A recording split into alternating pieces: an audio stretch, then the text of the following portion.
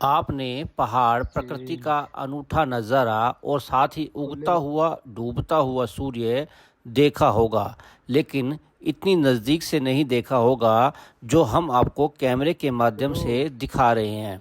प्रकृति का अनुपम नज़ारा उत्तराखंड के नाग टिब्बा से देखा जा सकता है। काफ़ी लोग वहां प्रकृति का अनुपम नज़ारा लेने के लिए 9915 फीट की ऊंचाई पर पहुँच कर लेते हैं।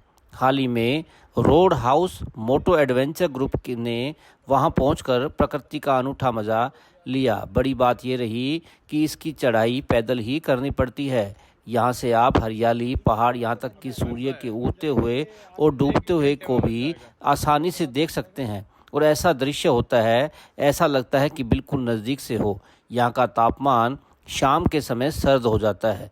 यहाँ सूर्य भगवान के दर्शन सुबह 6:03 पर होते हैं। सूर्य अस्त का समय शाम 6:38 का रहता है। देश के हर कोने से लोग इसे देखने के लिए आते हैं। हम आपको हाल ही में प्रकृति की अनूठी जगह पर घूम कर आए रोड हाउस मोटो एडवेंचर ग्रुप के सदस्य अजय शर्वाण से मिलवाते हैं और उनके अनुभव आपसे साझा करवाते हैं। भिवानी से दीपक मुटरेजा की रिपोर्ट। तो सबसे पहले तो मैं अगर लोकेशन के बारे में बात करूं तो ये जो आपका नाग टिब्बा ट्रैक है, ये जो लोअर हिमालय सीरीज है उसका सबसे हाईएस्ट पीक है। ये आप उसको गढ़वाल रीजन जो उत्तराखंड में है उस रीजन में बोला जाता है इसको। तो ये 3022 एल्टीट्यूड की हाइट पे है ये रीजन जो है। और इसमें बेसिकली क्या है कि इस पीक से मोटा मोटा 4-5 जो हाईएस्ट पीक हैं वो दिखती हैं। लाइक एक आपकी केदारनाथ दिखता है, यहाँ से गंगोत्री दिखता है, बंदरपूछ दिखता है, एक अपना स्वर्ग रोहिणी, ये पीक भी यहाँ से दिखाई देता है इस लोकेशन से। अब अगर मैं बात करूं कि हम कैसे गए, क्या था, तो हमारा क्या 5 बंदों का एक ग्रुप था। तो हम सब कुलीग्स थे और वो हमारी जो जर्नी थी वो हमने 30 और 31 को की थी। मतलब हमारा जो था वो 2 डेज एंड 1 नाइट का ट्रेवल था ये पूरा का पूरा। तो हमने 30 तारीख को अर्ली इन द मॉर्निंग हम 6:20 पे नोएडा से निकले थे और अप्रोक्सीमेट हम 3 बजे एक पंतवारी विलेज है वहाँ, उस गांव में हम पहुँच गए थे। अब पंतवारी विलेज है वो जनरली एक बेस है वहाँ का।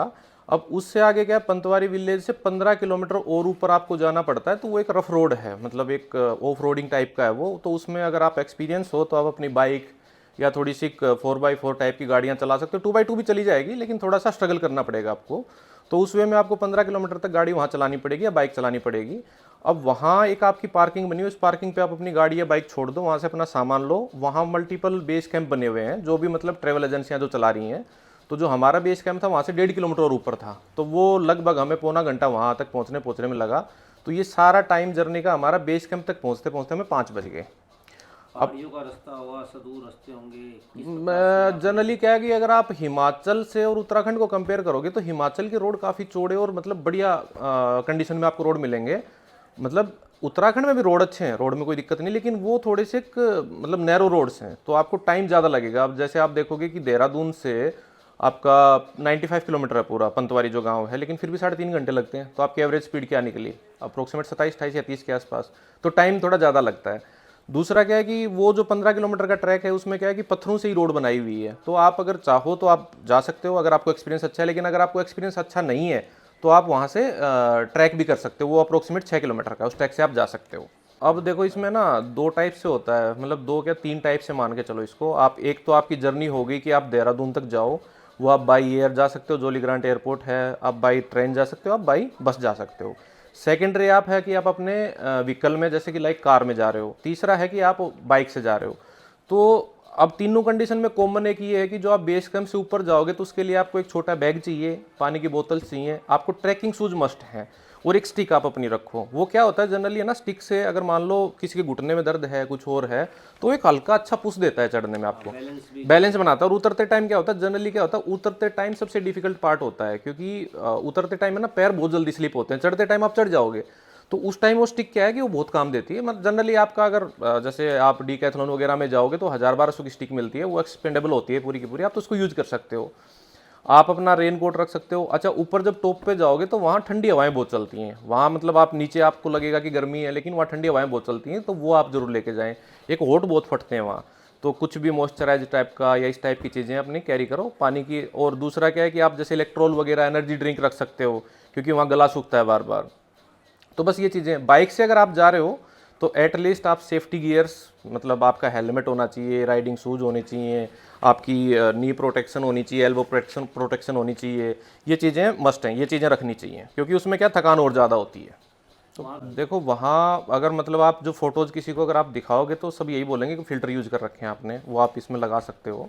तो आप देखोगे तो मतलब ये मान के चलो जब आप बेस कैंप पे पहुँच जाते हो तो लगभग सवा छः साढ़े छः बजे के आसपास सनसेट हो जाता है वहाँ। तो वो एक जो आप देखेंगे ना, तो वो एक अलग ही मतलब टाइप का आपको दिखेगा, एक लाल लाल गोधुली उसमें दिखेगी और सनसेट होगा। अब नेक्स्ट डे आप सुबह जब 2:30 बजे उठ के ट्रैक करके आप जब ऊपर पहुंचते हो, आपकी जब सन राइज होता है तो उस टाइम भी एक आपको वैसा ही एनवायरनमेंट मिलेगा। और प्लस जो रात में जो आप देखेंगे ऊपर, वो मैंने आपको फोटो शेयर किया, आप लगा देना। वो एक मतलब ये मुझे पता है कि यहाँ अपने दिल्ली एनसीआर या अपने भिवानी वगैरह में तो लोगों ने आज से 35-40 साल पहले देखा होगा ऐसा मौसम साफ, वैसा आज भी वहाँ देखने को मिलता है आपको। तो वो एक अलग ही मतलब एक्सपीरियंस है। लेकिन वो ग्रुप में इसीलिए करते हैं कि जंगली जानवर होते हैं वहाँ। और मतलब ऐसा है कि लोग आप देखोगे ना तो वहाँ जैसे गाय वाय के लिए जो अपनी बकरियाँ पालते हैं उनके लिए जो केज बनाते हैं वो भी इसी टाइप के बनाते हैं। तो वो तो होते हैं वहाँ देखो। तो इसीलिए कैंपिंग वगैरह भी करते हैं लोग, तो वो गांव के आसपास एरिया में करते हैं, लाइटें जला के रखते हैं। तो वो चीज़ें तो हैं, हो अल्लाह करते हुए चलते हैं वो हमेशा। रात में अंडरग्राउंड हो जाते हैं, आप देखोगे ना लोग, वहाँ के पहाड़ों के लोग रात में ट्रैवल नहीं करते ज़्यादा। तो वो ये सीन तो है।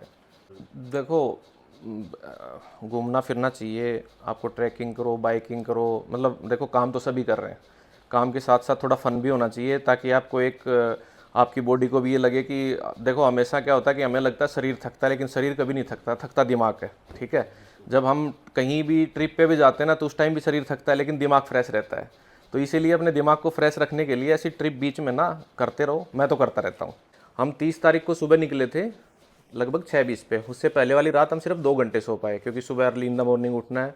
उसके बाद हम ट्रैवल करके पहुँचे, हम 3 बजे वहाँ पहुँचे, और अगले दिन 40 घंटे पूरा कंप्लीट ट्रिप करने के बाद हम रात को 10:45 पे वापस पहुँच गए, 31 तारीख की रात को। और नेक्स्ट डे हम सुबह 9 बजे ऑफिस में थे। इस बीच 40 किलोमीटर का टोटल ट्रैवल टाइम, 40 घंटे का, सॉरी, 666 किलोमीटर हमने बाइक चलाई, 12 किलोमीटर हमने ट्रैक भी अप डाउन किया, और हम नेक्स्ट डे पे ऑफिस थे।